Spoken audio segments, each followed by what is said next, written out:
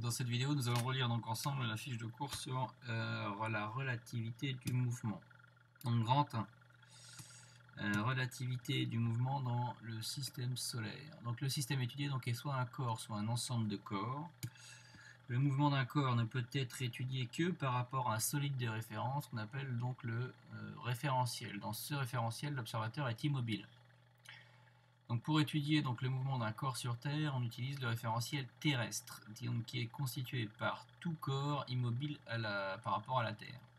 Si l'on s'intéresse au mouvement d'un satellite ou de la Lune, on utilise le référentiel géocentrique qui est constitué par le centre de la Terre et des étoiles lointaines considérées comme fixes. Donc par exemple, dans ce cas-là, on placera nos yeux au centre de la Terre avec trois axes dirigés vers trois étoiles considérées comme fixes.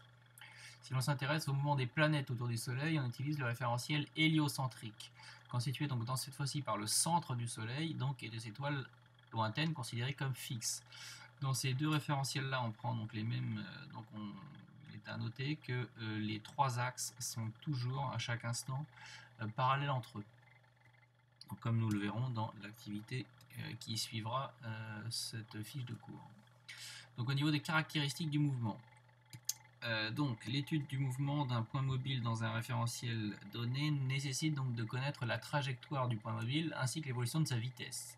La chronophotographie est une technique photographique qui permet de prendre une succession de photos à intervalles de temps réguliers et permet d'étudier en décomposant le mouvement de l'objet photographié. La trajectoire. La trajectoire est la ligne formée par l'ensemble des positions successives du point mobile étudié au cours du temps. Dans un référentiel donné, le mouvement d'un point est dit rectiligne si la trajectoire est une droite, il est circulaire si la trajectoire est un cercle, et enfin, si la trajectoire est une portion de courbe, alors on dira que la trajectoire est curviligne. Ensuite, notion de vitesse moyenne. Dans un référentiel donné, la vitesse moyenne, notée grand VM ou petit v selon les ouvrages, d'un corps entre deux instants T1 et T2, on se fait une durée delta T égale T2 moins T1, se calcule en divisant la distance D parcourue par la durée du parcours. Donc vous obtenez une formule qu'on a déjà vue plusieurs fois pendant l'année, VM égale la D, la distance parcourue pendant la durée delta T.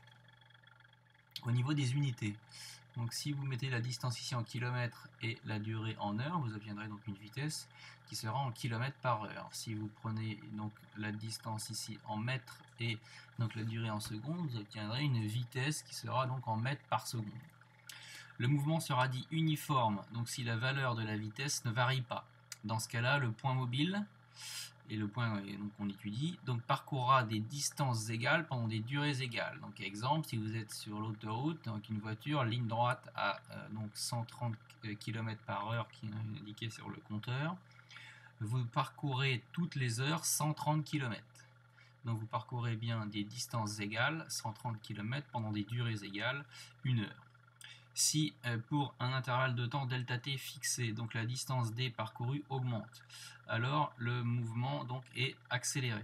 Par exemple, si vous êtes sur l'autoroute, que vous roulez à 130 et que vous appuyez un petit peu sur la pédale de manière très légère, vous allez voir qu'en 1 heure, vous allez parcourir un petit peu plus que 130 km la première heure, encore un petit peu plus la deuxième heure, etc.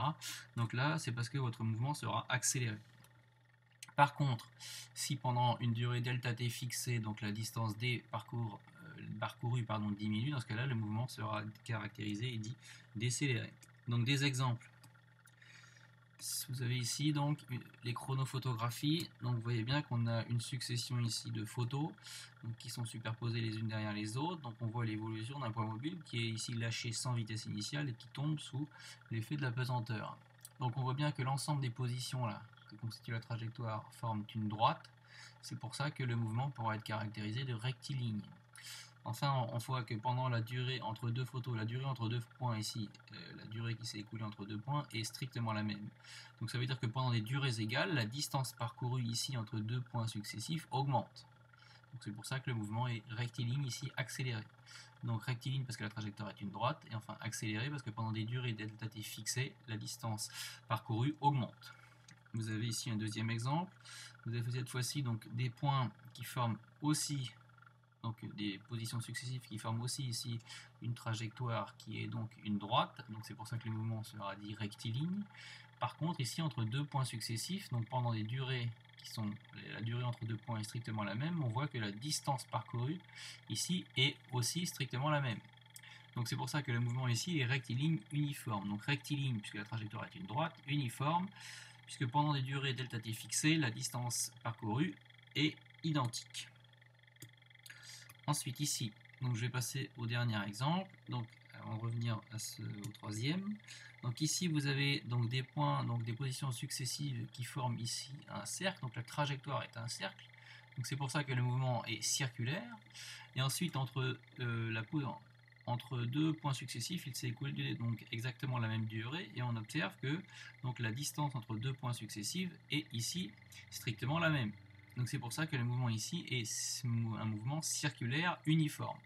Circulaire puisque la trajectoire est un cercle et enfin uniforme puisque pendant des durées delta t fixées, la distance parcourue est identique. La distance là, celle-là est identique à celle-là, est identique à celle-là, etc. Alors, dernier exemple, vous avez ici donc le mouvement, la chronophotographie, donc la succession des positions que vous pouvez obtenir si vous lancez une balle en l'air. Donc ici, vous voyez bien qu'il y a ici donc une phase et il y a deux phases. Pourquoi il y a deux phases dans ce mouvement-là? Donc vous avez ici une première phase où vous avez une portion de courbe, comme ici une portion de courbe. Par contre, vous voyez bien que la trajectoire n'est pas circulaire et qu'elle n'est pas totalement rectiligne. Donc là, première portion de courbe, deuxième portion de courbe. Pardon. Par contre, on voit bien ici que la distance parcourue entre deux points ici diminue pendant des durées fixées. Et à partir du sommet de la trajectoire, on voit bien qu'entre deux, pour des durées fixées, donc entre deux points successifs, ici la distance parcourue augmente. Donc c'est pour ça qu'il faut ici donc couper cette trajectoire en deux, ici. Donc si on coupe la trajectoire en deux donc par rapport au trait bleu, on voit que ici le mouvement était donc curviligne décéléré. Donc curviligne puisque la trajectoire forme ici donc une portion de courbe et décéléré puisque ici vous avez donc la distance parcourue pendant des durées égales qui diminue. Et ici dans cette deuxième portion vous avez donc un mouvement qui est ici curviligne puisque la trajectoire est une droite, mais par contre il sera ici curviligne accéléré puisque la distance parcourue pendant des durées égales elle augmente. Enfin, dernière donc, chose sur cette feuille de cours, donc, nous allons voir donc, sur l'activité de la rétrogradation de Mars. Donc, pour un même corps étudié, les trajectoires et la valeur de la vitesse peuvent être différentes. Donc, selon le référentiel utilisé, donc c'est ce qu'on va voir et ce qu'on a vu dans l'activité sur la rétrogradation de Mars, que l'on regarde Mars du référentiel terrestre, du référentiel géocentrique ou du référentiel héliocentrique pendant la même période, on voit que la trajectoire est strictement différente, ainsi que l'évolution de la vitesse. Donc on parle alors de relativité du mouvement. Donc voilà, nous venons de relire donc, la fiche de cours sur la relativité du mouvement.